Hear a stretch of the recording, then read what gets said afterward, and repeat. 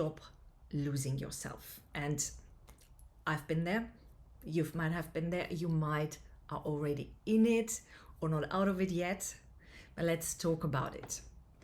So I've put down a couple of things that I want to go through with you today. And the first one is common phrases that I hear from clients when they come to me, that I said myself, that I hear on social media, or just in a random conversation. And for me, it's like, ooh, I know this one. So a couple of common phrases. I don't recognize myself anymore. I don't feel like myself anymore. This isn't who I am. I'm stuck. I don't know how to get out of this. So these are all phrases that people that you might use to express that I lost myself.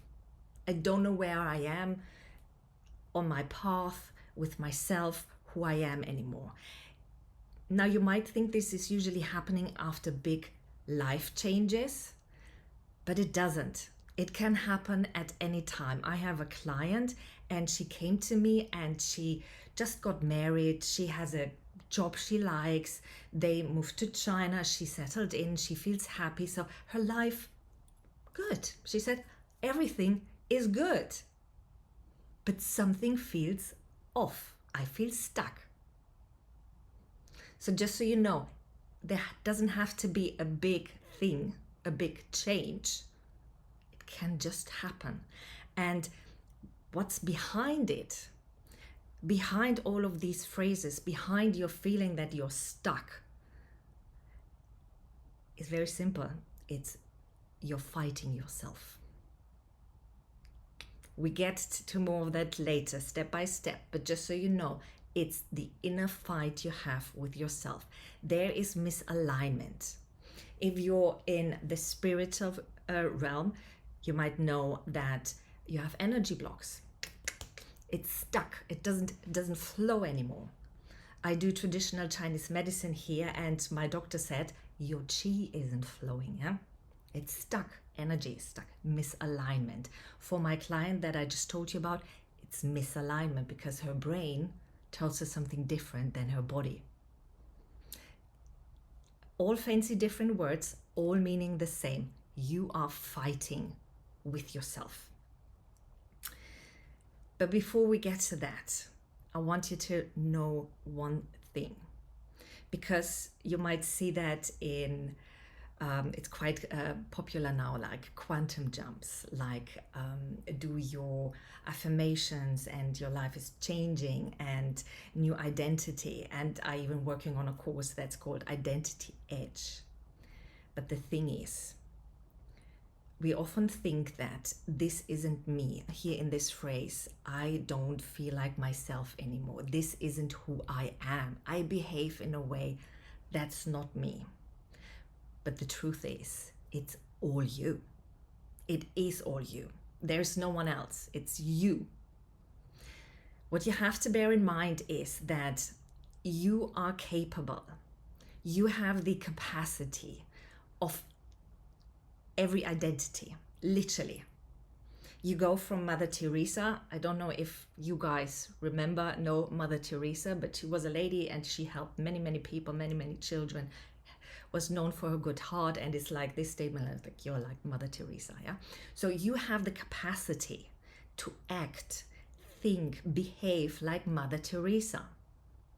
You also have the capacity to act, think, behave like Jack the Ripper. Huh? Like Jack the Ripper, he was a serial killer back in the, I think, 19th century. Anyway, so that capacity is in you as well, and everything in between. Your identity is not just one fixed thing. Your identity is everything that you're displaying, that you're thinking, that you're doing, that you're feeling in that moment of time. And that's why there is the capacity and the variety of this is all you. So next time you hear quantum jump, just know when you are thinking about an identity upgrade, it's still you. The one before, the one after. When you feel stuck, this is still you. When you feel like this is not who I am anymore or who I used to be, it's still you. Just be clear on that. It's all you. Now, the thing is, you might not like how you feel when you say, this doesn't feel like me anymore. This isn't me anymore. I'm stuck. Yeah, that's often the case, that we don't like it. We don't like the way we behave. We don't like the way we think. We don't like the way we interact. We shout. We might get quiet, etc. So these are all characteristics that we display that we might not like. And that often feels strange. And then you start fighting yourself. And when you don't like how you feel, how you behave, how you think, what you think, fighting yourself is often the idea like, I have to do something about it. And the only thing I believe, deep in my heart and in my mind and in my soul, the only thing that will help you is stop the inner fight. Stop fighting with yourself. You might also know the word surrender or letting go. Different words, same meaning. It all means stop the inner fight with yourself. I'm not saying be okay with who you are. Be okay that you shout at your children. Be okay that you are mean to your husband, partner. Be okay that you're just lying on the sofa and letting life and the world go by. I'm not saying that, because there's a difference. What I'm saying is stopping the inner fight, not being nasty to yourself, not judging yourself, not blaming yourself, not shaming yourself, not trying to desperately be something else, because that's the inner fight. When you I remember when I felt stuck, when I felt like this isn't who I am, I had this picture in my mind that I was in one of these straitjackets, you know, from the psychiatric hospital where you like hug myself jacket. And I couldn't move and I didn't know how to get out of it. And I got desperate. I desperately wanted to get out of that jacket. But of course, that jacket just got tighter. So my desperation grew even more. And that's the inner fight. The more you fight yourself, the more there is to fight. So it's like this vicious circle. The more you do it, the harder it gets, the nastier it gets. And when I talk to my clients about this, they say, I can't do that because I feel, so like surrender, like stopping the inner fight, that's what we're talking about here now. They say they can't do it because it's too simple. I can't just not blame myself. I can't just not shame myself. I can't just not push myself. I can't just not think about how I should do it better, because that's too simple. They say, how should that work? And then I tell them, well, the moment you stop it, you stop the inner fight. And when there is calmness inside you, change becomes easy. And I see that the other day I was signing up for, what was it called? It was an energy, because I'm introducing frequency clearings now, because I've done the certification and everything, and I want to do that in my next course. But anyway, and there were people and they were saying it's so hard to stay in that frequency. And I said, yes, because you're still fighting yourself. Because all the frequency clearings, all the energy clearings, they work. But if you're constantly coming back to the same pattern of fighting yourself, you going back in that circle, getting out, and then you say, oh, but I need to do no more. Oh, I'm desperate again. I can't do it like this. I must do it like that. Fighting again. And then the block, a different block, same block, whatever, but it's a block again. And then you're doing it again and again and again. So stopping that inner fight will change your world, I might want to say, because that's how I feel it is for me and how I see it with my clients. And I'm sure when you try it, you will see the changes, because it becomes so quiet in your body, in your mind, in your soul.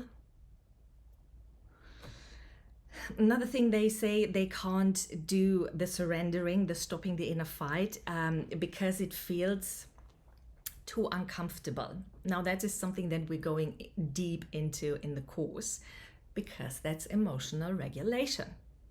Because you don't want to sit, you don't want to be in that uncomfortable state. It feels icky, like I want to get out of my straitjacket, of that feeling of being restrained, of that desperation. And by wanting to get out, by pushing it away, it came back stronger. And that's what happens when we push our emotions away. They come back stronger. And they fueling that inner fight, because then you're constantly fighting with yourself again. This time it might be a different fight. It might not be your mind against your mind. It might be your emotions, your body feelings against your mind. But it's still you. I think Betty wants down. So they say, no, I can't do that. I can't sit with my emotions. I just can't sit there. It's too uncomfortable. And just, I think 2 or 3 weeks ago, I was sitting with a client for 10 minutes just to bring that down a little bit, that uncomfortable feeling. But she did it. She said, this is hard. This is so hard. And she was crying in between, and she was very fidgeting, and you could see it clearly that she felt very uncomfortable. She didn't want to be there, but she felt obliged because I was sitting there. So she did it, and she said it actually helped. So if you want to know more about that, go to the course. I guide you through that exercise. But long story short, that stopping that inner fight, in different words, it means accepting yourself. It means accepting you, and accepting isn't loving. It's not liking. Acceptance is neutral. It means you neither have negative thoughts about you, nor have you positive thoughts about you. And I'm not saying stop being positive, but sometimes trying to being positive is forced. And then you blame yourself for not being positive enough. And then we get back into that cycle, into that fighting with yourself that we want to stop, because that's how you lost yourself. But acceptance means, ooh, interesting. All of these negative thoughts, interesting. Look what my brain can do. Yeah, it's this curiosity, this openness, this neutrality with, look at me. And I want to share with you a sentence that I learned when I did my NLP certification. It's they have 12 principles, and the first principle, this sat with me, is everyone is doing the best they can with the resources they have at the time. So let me repeat that. Everyone is doing the best they can. So you are doing the best you can with the mental, emotional, physical resources you have at the time. So when you shout at your children, chances are that your mental, emotional, and physical resources are very low.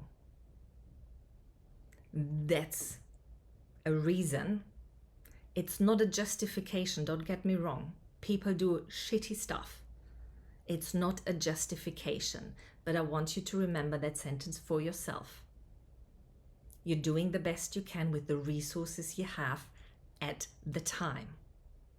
And when you can accept that resources were very low or probably non-existent, and I behaved that way, that was the best I could do, I accept it.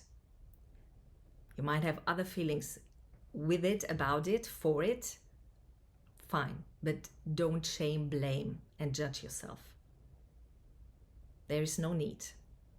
Stopping that inner fight, sitting with your emotions. Because I remember just the other day, what did I do? I don't remember what I did, but I remember the feeling of I felt guilty. And that felt, I didn't like it. I want to get away from it. I thought, no. Why did I do what I do? I don't know, but this was the best I could do. And obviously my resources were very low. And I sat with that feeling. It took me 3 days to come back to that feeling and sit with it, to come back to that emotion and sit with it, to stop that inner fight about it with myself. And now I don't even remember what it was. I just remember that there was something. And that's what it does. It clears. That's the surrender. That's the letting go. Sometimes you remember things continuously, sometimes not. But what changes is the emotion about it and what you come up with, your interpretation. Because feelings are just an interpretation of your experiences and the emotions you carry in your body. So when you say, I feel guilty, that was just an interpretation of what I've done. But I don't remember what I've done. I've let that go. So to finish this class off, how do you stop losing yourself? You stop fighting your inner war. No war. You can't change, you don't bring change around when there is chaos inside you with yourself. There are so many other things you can stand up to and you can fight, but you're the only person you spend the rest of your life with, 24/7, non-stop. So stop that inner war with yourself and find your way back to you. Thank you.